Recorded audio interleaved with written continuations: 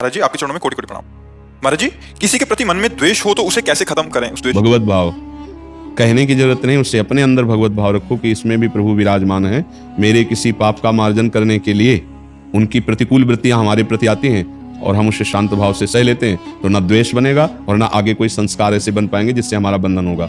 बल भगवत भाव ही मिटा सकता है, दूसरा कोई नहीं। अध्यात्म भाव के द्वारा ही हम राग द्वेष पर विजय प्राप्त करते हैं। द्वेष उसी से होता है जो हमारे प्रतिकूल व्यवहार करता है।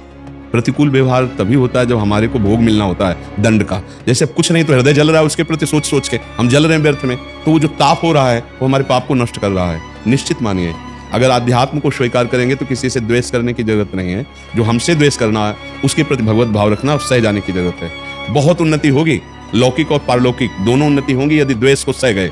आप देखना, जो दंड हमें शरीर में मिलना चाहिए वो मेरे मन में जलन पैदा करके शांत हो गया, कितनी अच्छी बात है। जैसे कोई हमारी निंदा करता है, हमारे कान में पड़ता है कि वो अमुक आपकी निंदा कर रहे थे या सामने कर रहा है, तो जो हमको भारी प्रारब्ध भोगना पड़ता वो निंदा करके हमारे प्रारब्ध को नष्ट कर रहा है, अपने ऊपर ले रहा है। कितना कृपालु है वो। द्वेष लायक थोड़ी है, वो तो आशीर्वाद देने लायक है कि भाई मुझे जो दंड मिलता शारीरिक वो तुम अपनी जबान से निंदा करके काट दिए, कितनी बड़ी कृपा। पर हम अज्ञानी होने के कारण हम बुरा मानते हैं और उसके प्रति द्वेष कर लेते हैं कि हमारा कुछ लेना देना नहीं, फिर भी हमको निंदा करता है, हमको कष्ट देता है, हमारे प्रति द्वेष भाव रखता है। ये अध्यात्म न होने के कारण, ज्ञान न होने के कारण हम ऐसा, यद्यपि वो हमारा बहुत बड़ा मित्र है।